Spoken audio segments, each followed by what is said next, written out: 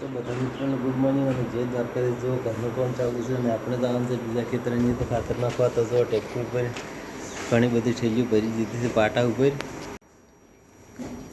તો એવું તો શું કારણ હતું કે આટલી બધી ઠેલીઓ પાટા ઉપર લેવી પડી? જો 14-15 ઠેલીઓ છે અને પાટા ઉપર મૂકી દીધી છે. હવે બીજા ખેતરની અંદર પોકે છે કે નહીં હવે હજી ખબર નથી. હવે નીકળવાનું છે. જો ઘરનું કામ પણ ચાલુ છે.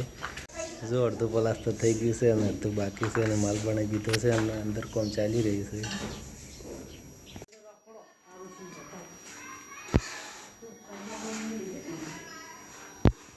તો જોઈ શકો છો અમુક તારો બાકી છે અને આ બાજુ પ્લાસ્ટર થોડું બાકી છે એક સાઈડ અને આ સાઈડ બાકી છે. તો બારલા ભાગની અંદર તળિયું પણ નાખવાનું છે. અહીંયા જોઈ શકો છો તમે કપની અંદર પાણી ભરી દીધું છે. તો જો આ બાજુ ચા પણ તૈયાર થઈ ગઈ છે.